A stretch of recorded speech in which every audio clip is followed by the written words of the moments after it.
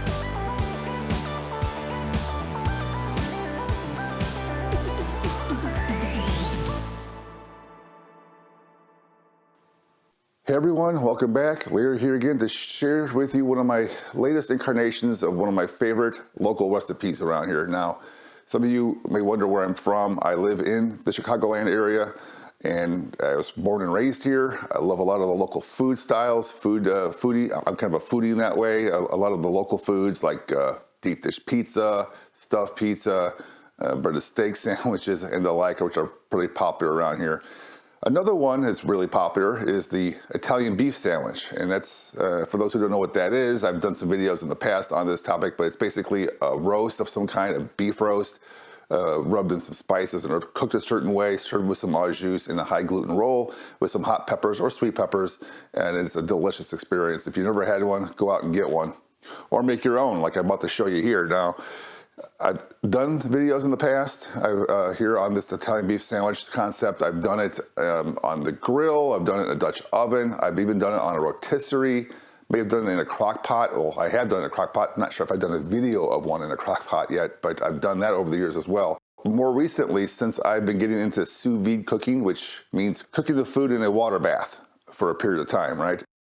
Recently, about a year ago, I did a video on how to do Italian beef sandwiches on the Grainfather, this device over here to my left, your left, my right, I guess. And in that video, I showed you how to make a Italian beef sandwiches the sous vide way, and I used a searing pan or a griddle or a grill, a super hot grill or super hot flat top to get the sear on the end. Well, with this new video coming around, I have a new device I wanted to try, this sous vide gun here, which is pretty cool. This came from a company called GrillBlazer, and they offered to send me one free of charge to get my feedback, of course, and of course I hope of getting this video on screen for you to watch, of course, too. But so I just decided to give it a try because, like I said before, trying to do all this on in a sous vide bath and then have to fire up a flat top and then clean the flat top like I did in my last Grandfather sous vide video, or to do it on the grill, get that searing hot. It takes time, right? There had to be a better way, and I could use a propane torch like this and other ones, but I never actually went through and got my hands on one until now. And man, this thing was pretty dang cool. This thing really did a great job.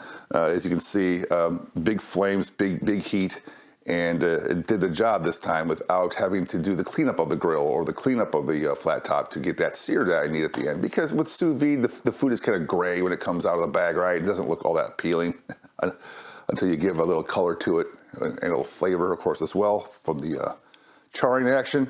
So that was the big change I had with this recipe from the last one. If you'd like to see the details of that recipe, I'll have a link in the description on here to go send you back to that original Grandfather sous vide beef sandwich video.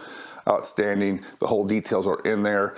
The point of this recipe is, of this video recipe, I wanted to show you just the variation on the searing method, which is what I just did here in that little opening video montage, right? And if you're like me who wants to find a way to sear food after sous vide, don't hesitate to look into one of these.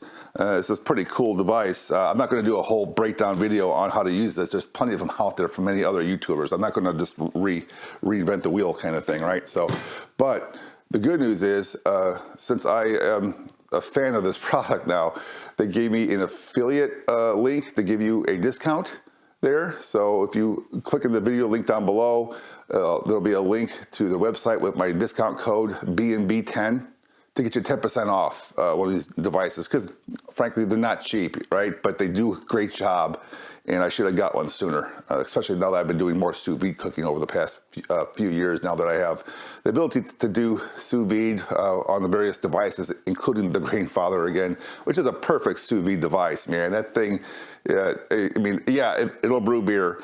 It'll also cook a big giant roast just fine. It's awesome. If you have a system like one of these, Anvil or any of these older almost in one systems like the Grandfather, I would highly recommend giving that a shot for a holiday party or just a weekend roast. It's something different, and the meat turned out great in this recipe, as you saw there. So, and could you use a regular blowtorch? Sure you can, but most blowtorches, the nozzles are pretty small. It's really more for like smaller foods. If you want something that will sear a 10 or 20 pound prime rib roast or a rack of sous vide ribs or anything of that nature, you definitely want something with a little bit more coverage area. And this thing's pretty good for lighting the grill too. I've done that as well. You just get it flamed, stick it in there. It'll get your coals lit up in no time. And that's all I have to say. So thanks for watching, everyone. Take care. If you're a new viewer or not yet a subscriber, click the subscribe button. I do videos like this, including homebrewing and cooking, and I appreciate your support. All right, see y'all later.